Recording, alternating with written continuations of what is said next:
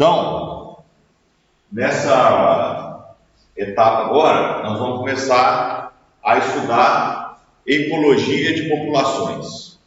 E o que é ecologia de populações? A ecologia de populações. O que é uma população? Vocês têm ideia? Vocês têm ideia do que é uma população? Seria o conjunto de vários seres de uma mesma espécie? Da mesma espécie. É o conjunto de indivíduos, pode anotar aí. População é o conjunto de indivíduos da mesma espécie. Certo? Quando você, por exemplo, aquilo que está, quando a gente estuda só os alunos, estudantes, professores, né, só o Homo sapiens, nós estamos aqui falando, estudando a população de indivíduos. Quando a gente vai lá na plantação de milho e vai querer saber o comportamento da lavoura, né, crescimento, distribuição, etc. e tal, então a gente está estudando ecologia de populações. Como é que é o seu nome mesmo? Thaís? Ô, Thaís, eu estou só comunicando, pessoal. Eu vou, como vai vir uma proibição de uso de celular, para tirar fotos e tal, o que eu estou fazendo? Até para facilitar para vocês, eu estou gravando a aula no OBS. Claro que eu não vou gravar a imagem de vocês, vou gravar só aqui. Eu vou carregar para o meu perfil do YouTube como não listado. O que é o não listado? Significa que somente quem eu der o link vai poder assistir a aula, entendeu? Ele não vai ficar disponível para o YouTube em geral. Então eu vou colocar lá no YouTube como não listado e vou colocar o vídeo, né, linkado lá no Moodle, de forma que se você quiser rever a aula, você vai poder ir lá, né? Você perdeu a aula ou quer rever a aula, você vai lá no Moodle, né, no aba, e ele vai estar carregado lá. Então eu estou gravando, depois eu vou editar, fazer uma... Não é nada profissional, é só para registro mesmo. Depois, se vocês quiserem, eu espero que dê tudo certo, né? Que não, como eu não sou profissional nisso, que não dê uma gravação. Beleza? Estou avisando que. Então, a ecologia de populações ela vai tratar da dinâmica, né? Do estudo do comportamento, né? Da dinâmica de uma população ao longo do tempo, ao longo do espaço, né? Então, quando a gente está estudando lá uma cultura com uma espécie só, a gente está estudando justamente ecologia de populações. Quando a gente está estudando uma praga com uma espécie só, a gente está estudando ecologia de populações, certo? Então, a gente viu nas aulas passadas organismos, né, do indivíduo, dos organismos, né, da célula, né, da relação mais individual, até a biosfera, né, até os ecossistemas mais complexos, né, que a gente, né, tem essa até analogia, né, que da mesma maneira que nós somos seres vivos, compostos de células individuais que se aglomeram, se organizam, formam um indivíduo complexo, a própria biosfera ela pode ser entendida assim, de uma analogia bem, vamos dizer, bem forte, né? Tipo assim, então ela vai desde os organismos, as populações individuais se organizando em comunidades, depois ecossistemas de biomas, chegando até a própria biosfera como um todo. Então, na ecologia de populações, nós vamos estudar aqui a distribuição e abundância dos indivíduos da população, o crescimento e controle populacional e dinâmica populacional. Essa aula, então, esse conteúdo vai ser 2 aulas, vai ser essa aula de hoje e a aula que vem. Então, só para...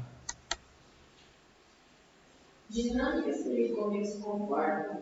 Sim, ao longo do tempo ou espaço. Certo? Então, aqui, hábitat versus nicho. Então, os ecólogos criaram 2 conceitos importantes. Vou tirar essa cadeira aqui. Que é o conceito de é o conceito de hábitat e o conceito de nicho ecológico. O que é o habitat? Vamos lá no habitat primeiro. Habitat de organismo é o lugar, ambiente físico em que ele vive. Certo?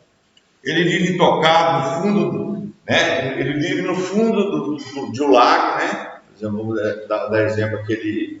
Tem um peixe muito comum que eles colocam até aquário para limpar. Aquário, que chama o cascudo, né?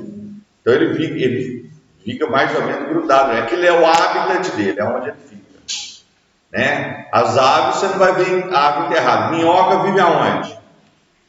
Enterrada, né? No solo. Né? Então aquilo é o habitat dela. Você não vai ver uma minhoca vivendo no alto de uma árvore.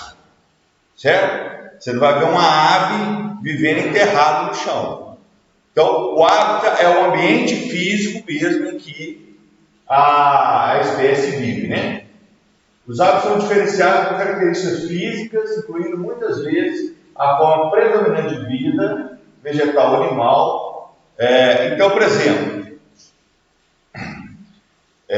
na colonização e por seleção natural, os indivíduos eles foram sendo selecionados a delimitar um local, um ambiente em que ele vive, ele reproduz, ele cresce e ele se alimenta. Então, isso serve para quê? Para, às vezes, pressão de fugir de predador, de competição, leva aquela espécie a adotar um novo tipo de hábitat, né?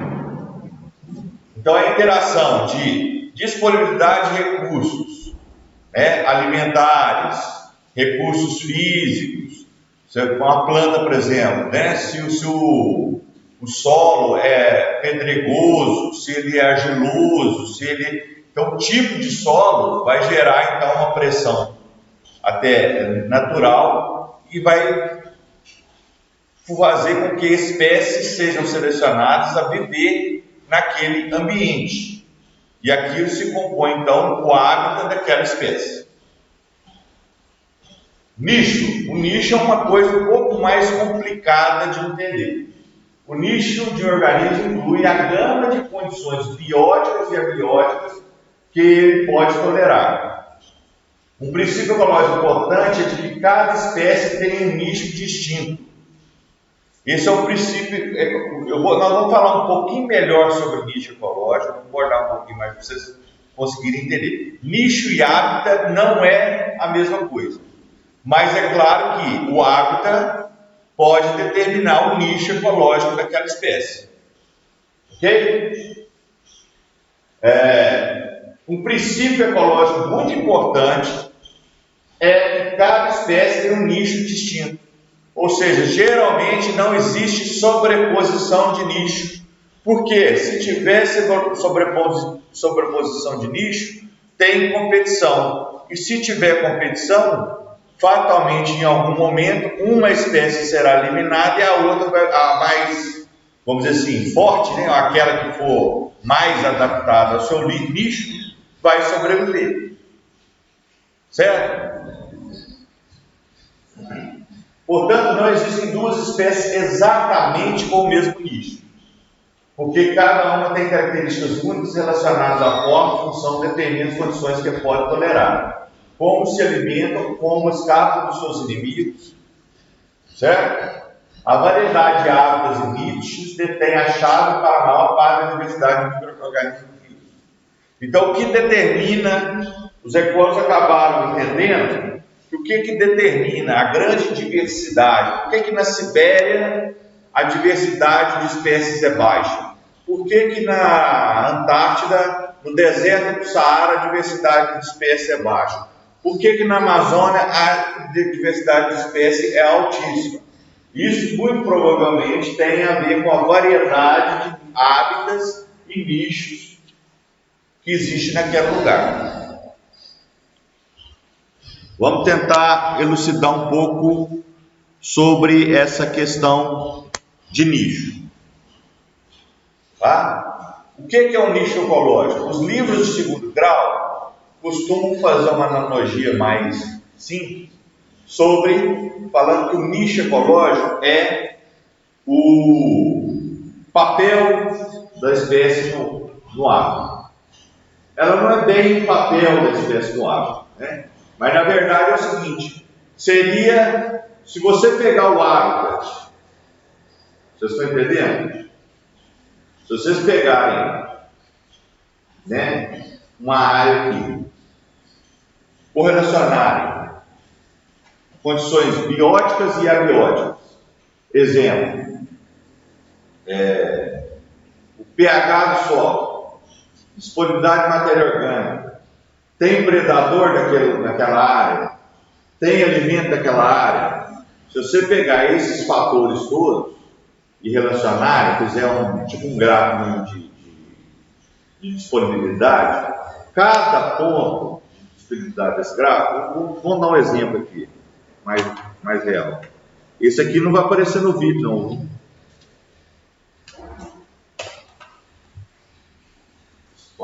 Esses quatro foram para lá. Deixa eu ver se eu consigo. Acho que não vou conseguir projetar isso lá. Mas vamos tentar. Vamos ver se vai dar. Se a gente pegar, por exemplo, disponibilidade hídrica. Vou fazer um gráfico aqui, ó. Disponibilidade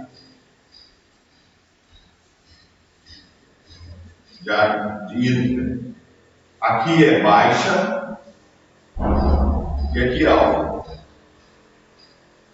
Certo? Vamos pôr aqui, ó, luz. Aqui é baixa, aqui é alta. Agora vamos pegar aqui herbívoro. Vamos pôr a terceira. Vou fingir que eu estou fazendo a curva no plano aqui, tá? Imagina que esse aqui está lá. Esse aqui, ó, herbívoro. Resistência, né? Baixa, mais 1.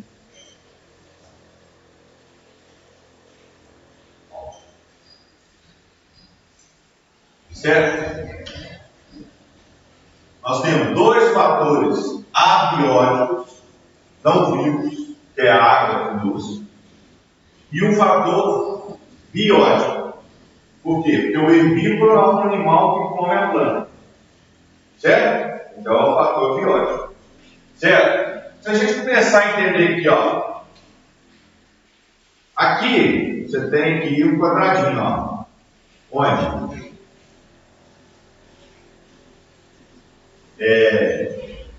A espécie poderia viver com baixa luminosidade, baixa disponibilidade de água, mas tem baixa resistência ao herbívoro. Ela é predada facilmente. Ela pode ser carnosa, alguma coisa do tipo. Você pode ter aqui, ó, uma população, uma espécie que precisa de muita luz, muita água e tem alta resistência à predação por herbívoro. Você pode ter uma espécie que esteja aqui, ó. Precisa de muita água, pouca luz e tem alta predação de herbívoro. Você pode ter outra espécie que está aqui, ó.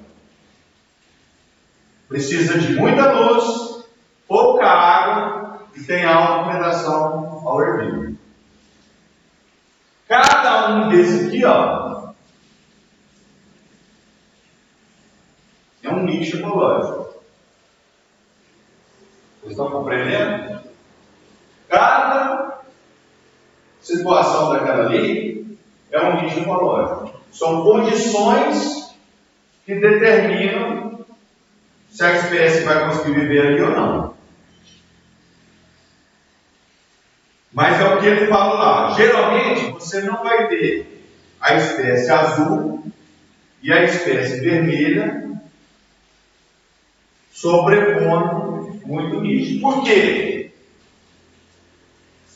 Por que não vai ter? Porque as condições de vida das duas espécies não são muito parecidas. Com o tempo, quando elas forem competindo, etc e tal, se essa espécie aqui for muito mais adaptada, ela vai acabar o quê? Eliminando a espécie mais fraca. E aí ela vai predominar. Ok? Entenderam mais ou menos o que era o nicho? E por que não tem sobreposição do nicho? Isso é importante, tá? Isso vai ser importante, inclusive, para se vocês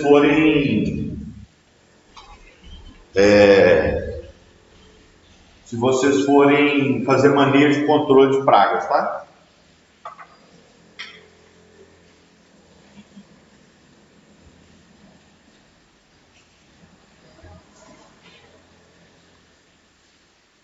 Muito bom, então.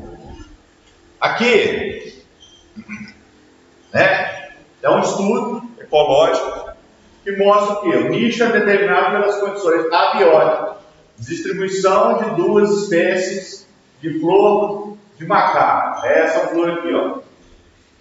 Você tem a variedade rosa, a espécie rosa e a espécie vermelha. A flor de macaco rosa, que é essa espécie aqui, ó, Mimulus liuzi, né? Será? Sobrevive melhor em altitudes maiores. A vermelha em altitudes menores. Então, se você pegar uma área montanhosa, aqui, ó, Serra da Cruz do Monte, se você pegar a área baixa até a área alta e começar a caminhar, você vai ver que aqui predomina a espécie vermelha, chega em um ponto que dá uma misturada, 1400 metros, você pode encontrar ambas conseguindo conviver ao mesmo tempo no espaço, né? Não é no nicho, não, é no espaço, no mesmo espaço ali, na mesma área, você pode encontrar uma ou outra, tá? E quando você sobe mais, você tem a cor rosa. Ok? Né? E aqui, né, produção, crescimento médio e proporções de plantas sobreviventes. Por quê? Porque essas condições aqui, ó, elas determinam a proporção de plantas que sobrevivem quando elas nascem. Então, olha aqui, em áreas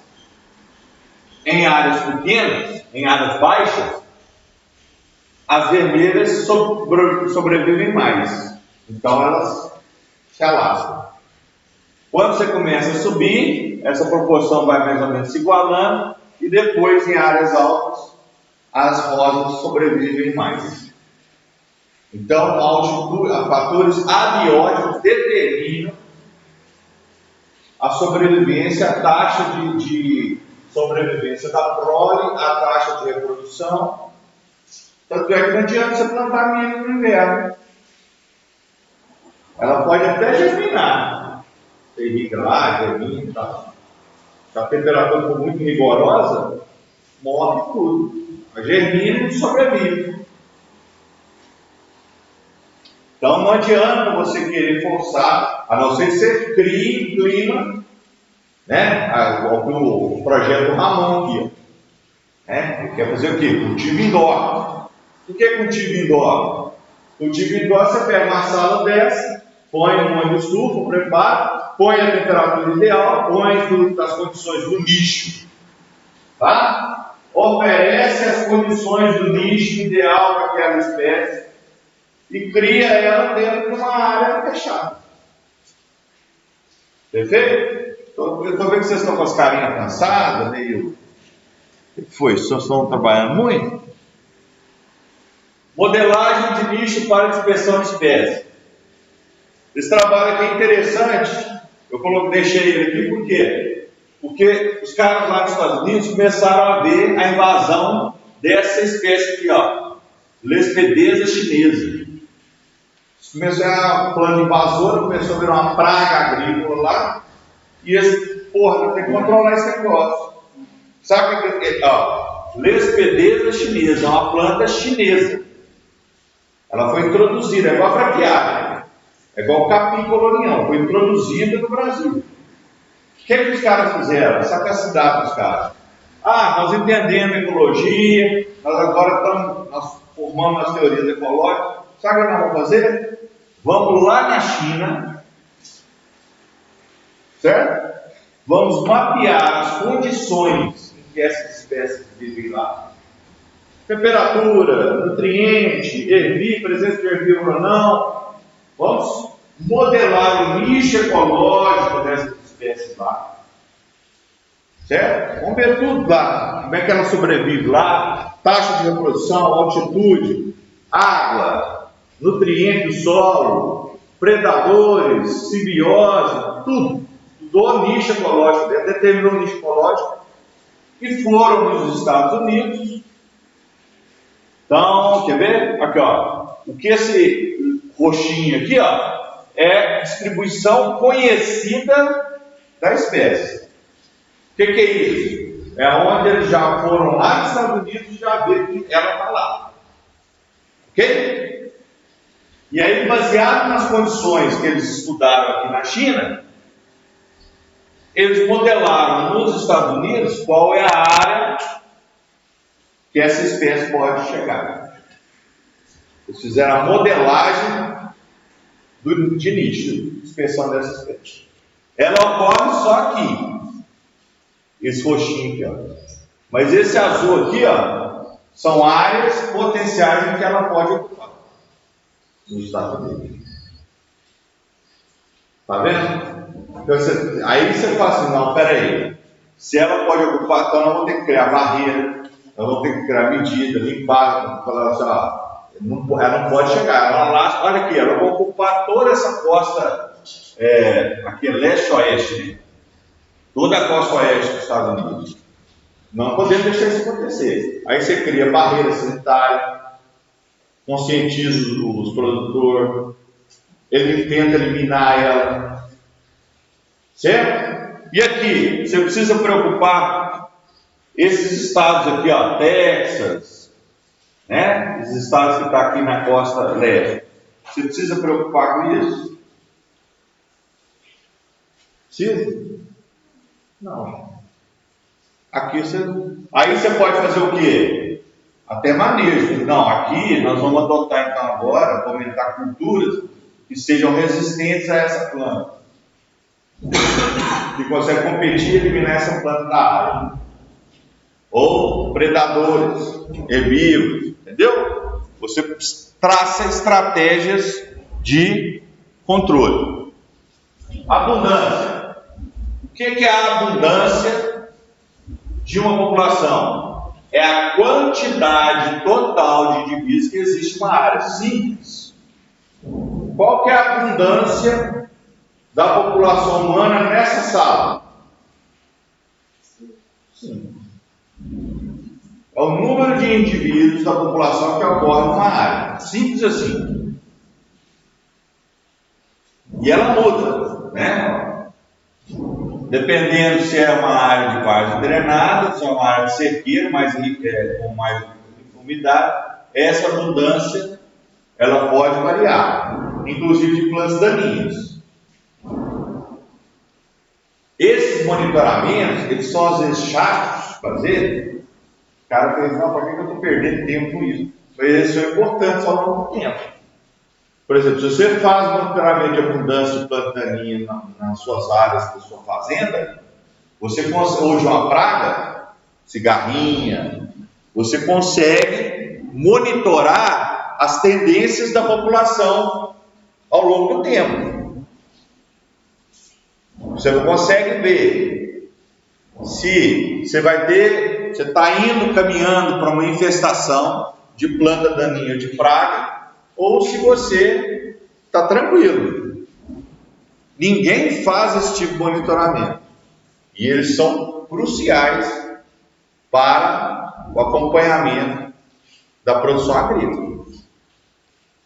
Certo? Porque aí você tem que ver, você fala assim, não, se você vê, se você está acompanhando, se você está monitorando a mudança das espécies ali, daninha, praga na área, e está vendo que está tendo um crescimento, você pode fazer uma intervenção, né, com inseticida, você pode fazer uma intervenção com herbicida, antes que aquilo se torne uma praga completa e dizime sua população. Né? Você pode fazer controle de formiga, de tudo, né? Densidade, que também é um fator, é um indicador importante de ecologia, dentro da ecologia de população. Densidade é o número de indivíduos por unidade de área, certo? Ou volume, né? Se for um lago, um aquário, um tanque, né? Vai ser volume, né? Sendo a abundância de uma população em determinada área e o tamanho dessa área. É possível calcular a densidade dividindo a abundância da área. O que significa isso? Muito simples. Se eu medir a área dessa sala aqui, fazer pagar uns bicos aqui, até para... Deixa eu medir aqui mais ou menos. 1, 2, 3, 4, 5, 6, 7, 8. 1, 2, 3. Beleza, então temos uma área de mais ou menos aqui, tá? Ó. 8 por 8. Beleza? Qual que é a área dessa sala de então? Quanto que é? Agora. Quanto que é? 64. Porque é 8. Aqui nós temos um quadrado, né? Quadrado L, então a área do quadrado, sim, teoricamente, né? Vai ser 8 ao quadrado, né? É 8 vezes. É igual a 64. 64 o quê? Metros quadrados. Se for volume, né? Eu teria que medir a altura aqui. Né? Isso. Aí vai ser o quê? Área vezes altura. Certo? Esse aqui for volume, né? Aí, a área vezes altura vai ser o quê? Metro cúbico. Até mais. Geometria. Então, ligado, né? Importante. 64 metros quadrados. Quantos alunos, quantos estudantes nós somos? Quantas pessoas? 5 dividido por 64.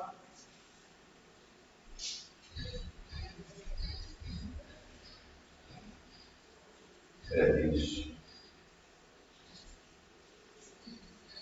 Vai ser 0,08 indivíduos por metro quadrado. Nossa, não tem jeito não. A densidade, ela pode dar números fracionados. Geralmente não dá, tá? Por quê? Porque geralmente quando você está estudando a população, você está estudando milhares de indivíduos em uma área. Então, geralmente, né, vai dar 1, 2, 2,5, 3. Quer dizer, é o número de indivíduos daquela área dividido pela área que você está estudando.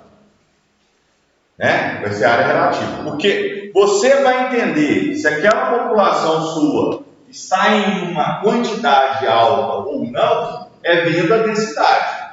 Você pode ter, por exemplo, você pode ter 1000 indivíduos. Vou botar um exemplo nosso aqui. Você pode ter 5 indivíduos igual a nossa. 5 indivíduos é uma quantidade alta ou baixa da população? É alta ou baixa?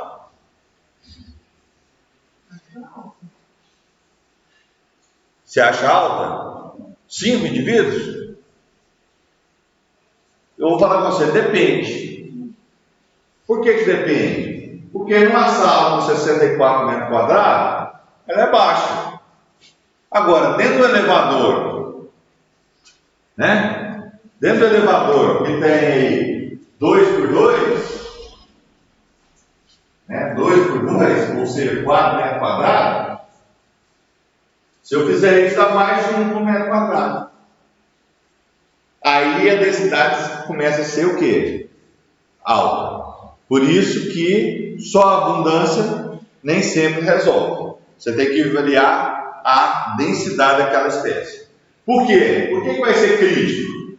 Porque se prender nós 5 dentro do elevador, ou 10 pessoas dentro do elevador, ou 20 pessoas dentro do elevador, uma hora nós vamos ter que expulsar alguém. Uma hora nós vamos ter que competir, sair do tapa e jogar alguém fora. Exatamente o que acontece nos sistemas ecológicos. Agora, se você pega lá uma área que é enorme, põe 10 pessoas lá, mas a área é enorme, tem problema. A densidade é baixa, a competição vai ser baixa e pronto.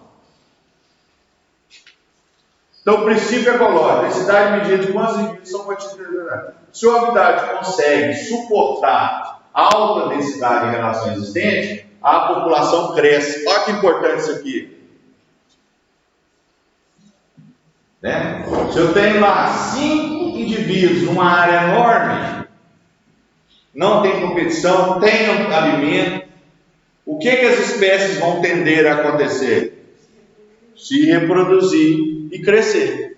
Então a população continuará a crescer. Vai chegar um momento em que, exemplo do elevador, você tem 20, 30, 100 pessoas dentro do elevador. Aí a densidade muito superior à capacidade do hábitat de suportar, e haverá migração ou crescimento e sobrevivência baixa. Aí a população começa a declinar. Percebe?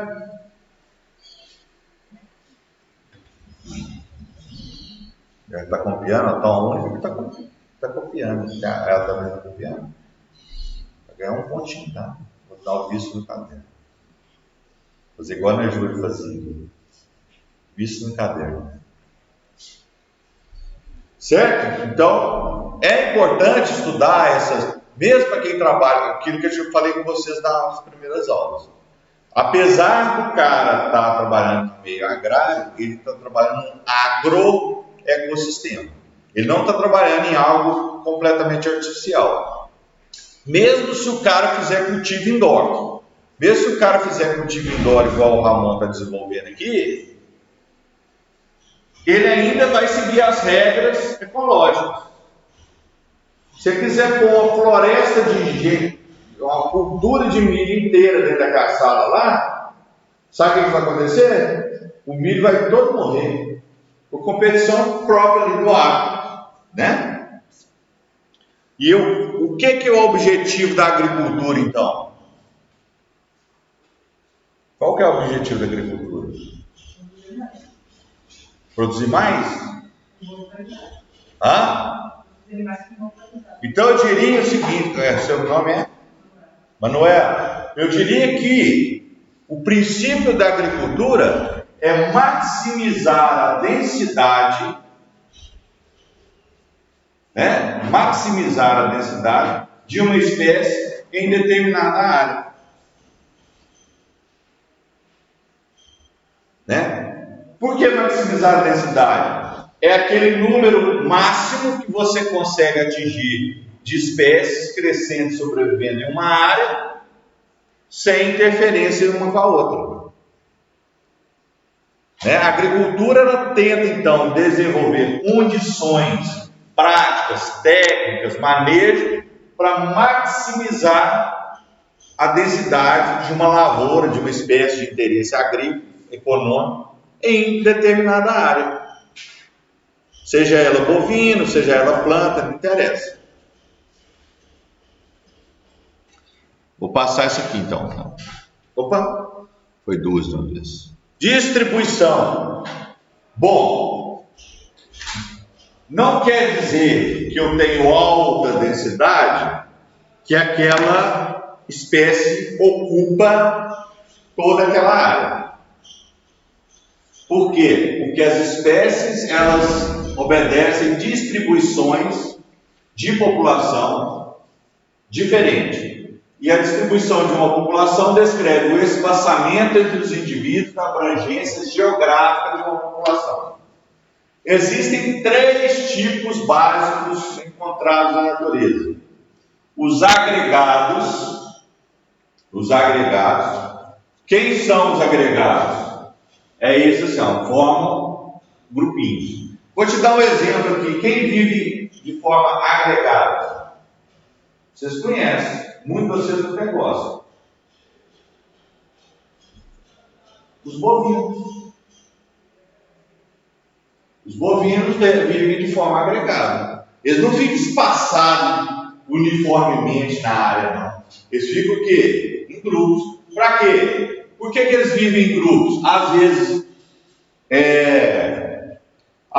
estão se aproveitando do recurso ali conjuntamente, seja água, disponibilidade de água, seja capim, né? Eles vivem aproveitando esses recursos naturais ali, ou se defendendo de predadores. E muitos dos animais que vivem em rebanhos para se defender de predadores.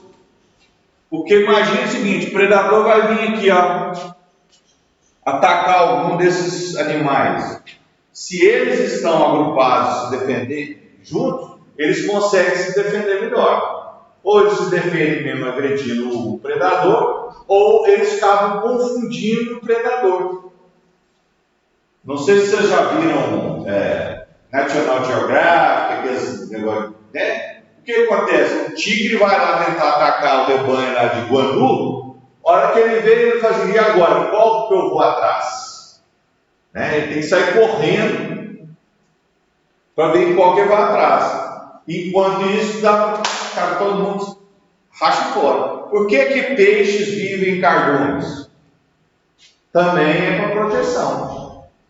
Né? Quando vem um outro predador ali, a hora que vai comer o peixe, eles se espalham todo e o predador foi perdido. Agora, vou para cá, não sei. Ok? E outra coisa importante, citando agora os bovinos, também é o cuidado parental. Né? Que isso garante também enorme. Por que nós temos família? Por quê? A família às vezes não sabe, né? Não sabe. Mas é o cuidado parental. Sua mãe pode contar com seu pai, o irmão mais velho, o tio, não sei o que tem. A mesma coisa os bovinos.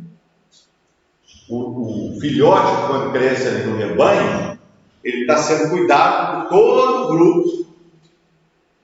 Então aí favorece o quê? Essa distribuição agregada. Ok? Distribuição uniforme. Distribuição uniforme. Muito comum aonde?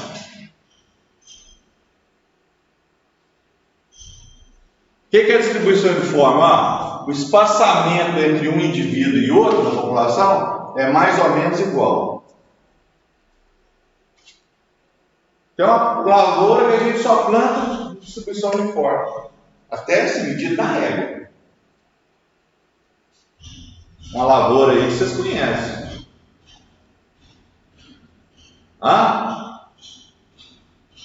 Eucalipto. Eucaliptal. Distribuição uniforme. Medida na régua. Espaçamento aqui, espaçamento ali. Culturas em geral, você vai ter espaçamento uniforme. Por isso você faz 2 metalinhos, 1 metro. Porque você tenta garantir que essas espécies consigam aproveitar esses recursos uniformemente. Ok?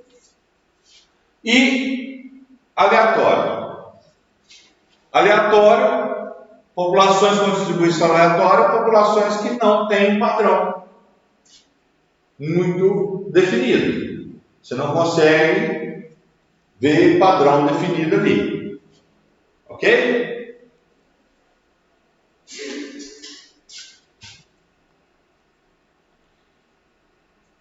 Nossa, não vai dar tempo não. Distribuição agregada, então nós já falamos, que é grupos sociais, divididos, atraídos por recursos agrupados, progênio, permanência por população aos pais. Nós falamos disso já. Vamos passando aqui um pouquinho. Distribuição uniforme, ambientes agrícolas, interações diretas entre indivíduos, animais defendem território. O que acontece com muitas, por que muitas espécies vegetais têm distribuição uniforme? Porque elas são capazes de inibir o crescimento de outros perto delas. Certo? Chama alelopatia. Quando você libera substâncias químicas no solo para inibir o crescimento de espécies perto de você, igual o eucalipto, o aroeiro, etc. e tal, você acaba definindo uma área ali e tendo uma distribuição uniforme. Tá? Distribuição aleatória não são comuns na natureza, principalmente porque as condições abióticas e as interações com outras espécies não têm distribuição aleatória. Mas, não é comum, mas elas podem existir, tá? Dispersão. Isso, dispersão. Dispersão é o movimento de um indivíduo de uma área para outra, envolve o indivíduo deixando seu hábitat de origem e não mais retornando a ele. Diferente de migração, que é o deslocamento sazonal entre hábitos. Portanto, dispersão é quando o indivíduo sai daqui, vai colonizar outro ambiente e acabou, nunca mais volta. Migração, deslocamento sazonal entre aves, muito comum em aves. Você vê umas araras ali, você fala assim, nossa, que isso, tá bonito e tal. O que é isso? Elas estão saindo de lugares que são mais frios e indo para lugares que são mais quentes. Peixes fazem isso, salmão faz isso, muitas aves fazem migração, elas saem de um lugar, às vezes para nidificação, reprodução. Os peixes fazem muito piracema, né? Eles sobem o rio para fazer desova e tal, se reproduzir, e depois eles voltam aos seus hábitats comuns, né? Então, a dispersão, você tem alguns tipos, dependendo de como aquela espécie é dispersa. Você tem a hidrocórica, que é a água. Quando fala sazonal, é de época? Por exemplo, no inverno, as espécies, os pinguins migram, vão para áreas mais quentes, onde são menos congeladas, as aves vão para lugares mais quentes. Depois, quando vem o verão, eles voltam para os seus locais de... Por exemplo, o salmão é uma espécie clássica, porque ele vive no mar, no oceano, e quando ele vai se reproduzir, não tem nada a ver com temperatura, ele entra dentro do rio, ele muda até a sua fisiologia para ser um peixe de água doce, vai lá para as áreas de reprodução, se reproduziu, ele volta para o mar aberto novamente.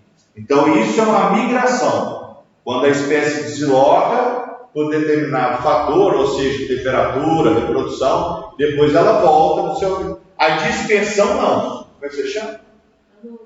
Ana Luísa. A dispersão não. A dispersão, a espécie, o filhote sai, forma uma nova colônia, uma nova população. Ela não volta. E aí nós temos a hidroporia, que é a dispersão por água. Semente cai na água, sai boiando, para lá, gera uma nova população. Anemocoria, que é a dispersão por vento, muito comum em espécies vegetais. Né? De vez em quando você vê uma semente voando aí. Por quê? Aliás, ela se adapta a se aproveitar o máximo possível desse tipo de dispersão.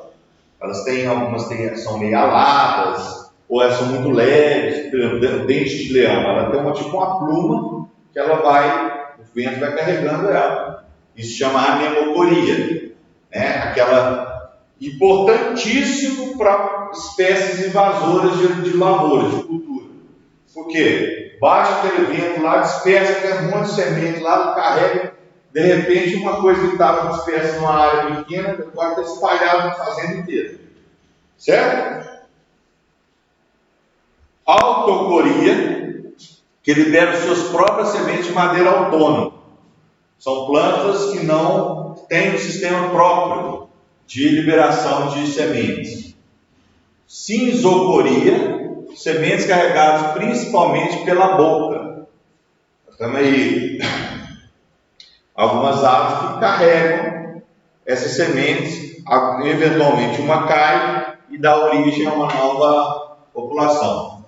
Endocoria, ingestão de frutos, liberação de também aves, tucano, ela come a semente, a hora que ela defeca, ela come o fruto, come a polpa da semente. A polpa da semente é carnosa, gostosa, açucarada, ela come. Quando ela defeca, cai lá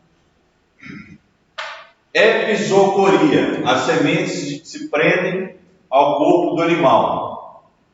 Carrapicho, né? Se prende ali e solta. Esses temas é até importante, questão de limpeza de maquinário agrícola, essencial, um sistema de controle de plantas invasoras.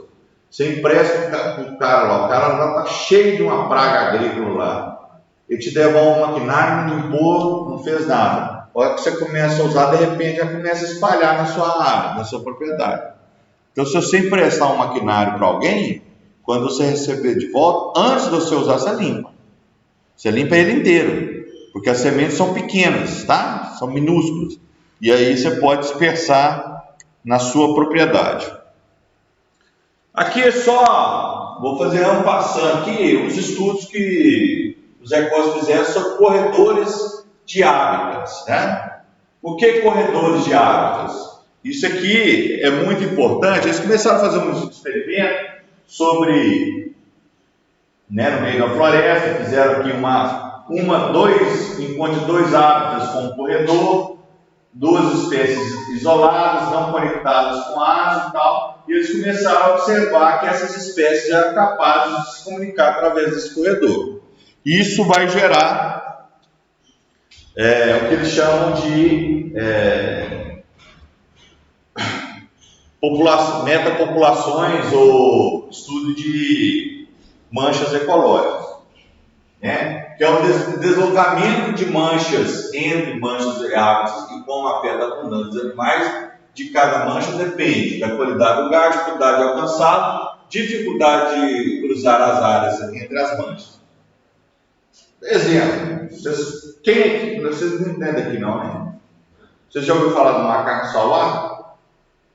Macaquinhos, macacos aqui, primata. Tem aqui uma mata aqui, essa mata da escola agrícola. Ali ele consegue comer. Mas se a população começar a crescer mais, ele ali fica pequeno. Certo? Ele tem que se deslocar. Como é que ele vai se deslocar? Ele vai pegar o ônibus e ir lá na mata do céu? Não. Ele vai andando? Ele vai ter que ir. Se ele ficar atravessando a cidade, vem cachorro, vem gato, né? O que acontece? Quanto mais você fragmenta e isola as áreas, mais você está favorecendo a perda e o isolamento daquela população. Quando você começa a conectar essas áreas, fazer corredores, chamados corredores ecológicos, ou seja, ao invés de você deixar ela isoladinha assim, você planta a floresta aqui, ó, ligando uma a outra. Você forma o que são chamados de corredores ecológicos. Hoje está em voga muito, vou falar corredores ecológicos. Por que corredores ecológicos? Porque são áreas em que a população não vai viver naquele corredor, mas ela consegue acessar de um fragmento, ela consegue acessar outro. Exemplo de corredor ecológico muito importante hoje, áreas de preservação permanente. Porque quando você preserva a margem dos rios, querendo ou não, a espécie consegue acessar essa margem e consegue se deslocar através da margem do rio até alcançar outras áreas maiores. Isso garante não só a sobrevivência da espécie, mas a mistura genética entre as populações, que é essencial. Nós falamos isso na última aula, né? Sobre a endogamia, os problemas que a endogamia gera. Então, aqui, ó, a ideia é isso aqui, ó, hábitat com alta qualidade, hábitat com baixa qualidade, e que você tenha uma distribuição livre, né? Benefício de quantidade de recursos disponíveis em vida, equilíbrio antes do período. Né? Distribuição livre é atingida quando os indivíduos têm conhecimento completo sobre as variações do hábito e se distribui de modo que eles sejam possibilitados ter o mesmo benefício per capita. Né? É o que eu estou falando aqui, benefício per capita, quantidade de recursos disponíveis por indivíduo, equilíbrio, antes do indivíduo teriam o mesmo benefício per capita. Ou seja, você tem uma área aqui com baixa disponibilidade de recursos, certo? Baixa disponibilidade de recursos, e uma área aqui com alta disponibilidade de recursos. O que é esse equilíbrio, distribuição livre ideal e esse benefício per capita? Se você distribuir agora o recurso, nós não estamos falando mais da área, nós estamos falando o recurso pelo número de indivíduos, certo? Você vai ter o que é chamado de benefício per capita. Por quê? Se essa área tem pouco recurso e uma alta população, ela tem baixo benefício per capita. Ela tem pouco recurso e muita gente para comer. Certo? É a mesma coisa que você pôr naquela mesa lá de lanche, pouquinho recurso e um monte de gente para comer. Vai dar briga. Não vai dar para ter todo mundo, não. Então, vai ter baixo benefício per capita. Agora, se eu colocar um monte de mesa lá cheia de comida, o mesmo número de gente, você tem o quê? Um alto benefício per capita. Agora, imagine o seguinte, eu vou pôr a mesa um pouco de comida lá perto do laboratório, lá onde você joga tudo, e vou pôr a mesa de comida, cheia de comida, ali no auditório. Vou pôr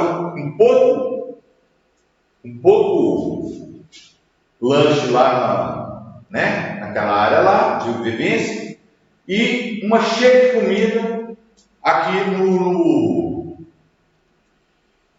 no auditório aqui. E solto vocês para comer. Só todo mundo para comer. Vocês concordam comigo que a maioria vai na mesa aqui cheia de comida? Mas vai ter um ou outro que vai para lá, não vai? Vai para lá por quê? Obedecendo isso aqui, ó.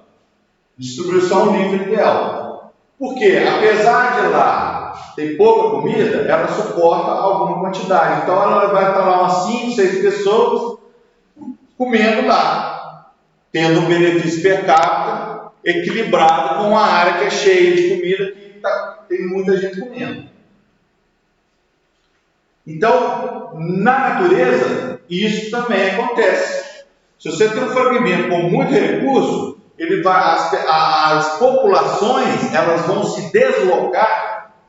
Entende o que eu estou falando isso? A população vai se deslocar entre esses fragmentos de forma a equilibrar, né? Tem esse equilíbrio de distribuição ideal, equilibrar de forma que uma área que tem pouco recurso vai ter pouca gente, uma área que tiver muito recurso vai ter muita gente. Mas para isso acontecer tem que ter o quê? Conexão entre essas áreas.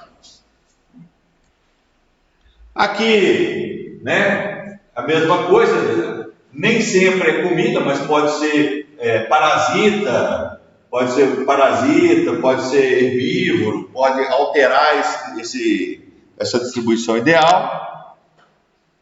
Né? Aqui mais exemplo. Tá. Isso está acabando. Modelos conceituais de estrutura espacial. Difícil deslocamento entre manchas. Indivíduos de uma mancha permanecem nela, dispersando seu ocasionamento. População dividida em grupos menores vivem em áreas isoladas, são denominadas subpopulações. A população inteira funciona como uma metapopulação, e é isso aqui. Tá falando com você. Modelo básico de uma metapopulação. Bom, se a gente pegar individualmente aquela área de floresta ali da Ipamig, aqui, do Itá, a gente pode entender, achar que aquilo ali é um mundo isolado, né? Seria uma mancha dessa aqui, ó. Mas, se a gente começar a pegar um drone e começar a ir subindo, voando, a gente vai ver que ali perto você tem outras manchas. Você pode ter até uma mancha que não tenha, seja desocupada. Tá? Então, o modelo básico de medir isso, essa distribuição da população, ela é chamada de metapopulação. Você tem subpopulações em fragmentos e o conjunto, a dinâmica da população inteira é chamada de dinâmica de metapopulações. No modelo básico de metapopulações, as manchas de hábitat adequado seriam uma matriz de hábitat inadequado. Todas as manchas adequadas têm qualidade igual. Algumas são ocupadas, outras não. Embora todas possam ser colonizadas. Eventos de colonização e extinção podem afetar a proporção de hábitats adequados ocupados. A matriz do hábitat representa hábitat não adequado. Que é isso aqui, ó.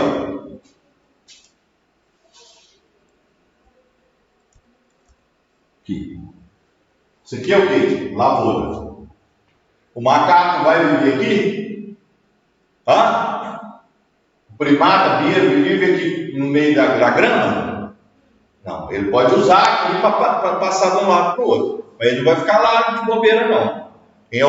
Aquilo é um hábitat inadequado a ele. Certo? É um hábitat inadequado. Certo? As subpopulações ocupam as manchas de hábitat. Os macacos vivem aqui, ó, de forma semi-isolada. Devido ao alto sucesso reprodutivo em manchas de alta qualidade, os indivíduos são forçados a se moverem para áreas de qualidade baixa. É aqui que nós vimos na densidade. Quando a densidade começa, ele pega uma mancha aqui, que tem alta qualidade de alimentação. A população começa a crescer, a densidade começa a aumentar demais. Alguns indivíduos são obrigados a se dispersar, a sair desse hábitat e ir para hábitats não habitados. O modelo de metapopulação, fonte subidora, é pautado no modelo de metapopulação básico, embora seja mais realista na medida em que diferentes manchas de hábitat adequadas não são de qualidade. Populações ocupantes, fonte subidora quer dizer que a população se desloca de um fragmento A, fonte, para fragmentos subidouros, né, onde ela vai ocupar nova ali. As populações ocupantes de hábitat de qualidade atuem como uma fonte de dispersores, né? Que nós estamos falando. Essas populações são denominadas subpopulação fonte. E pode existir hábitat de baixa qualidade para que haja dispersores, os quais dependem de dispersores de terra, tá? Subpopulações subidouras. Então, as populações desses hábitats vão ficar se deslocando, tá?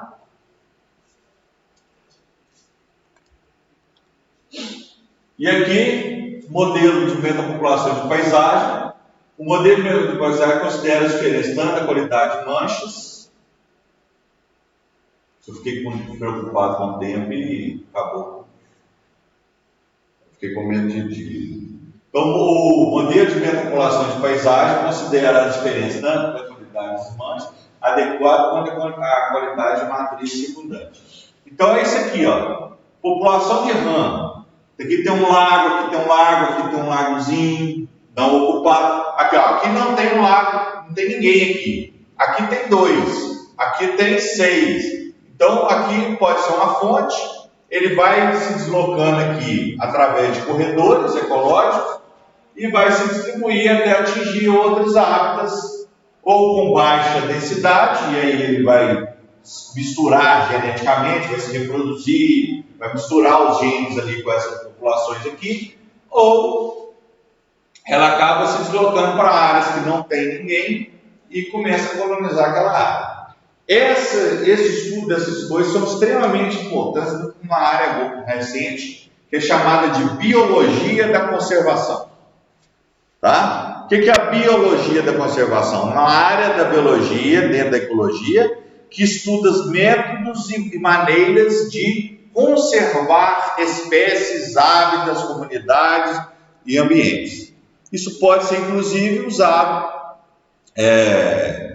na agropecuária. Existe uma pesquisadora renomada, Madeleine Benzona, é amiga, ela trabalha com controle biológico conservativo, que é um negócio muito bacana.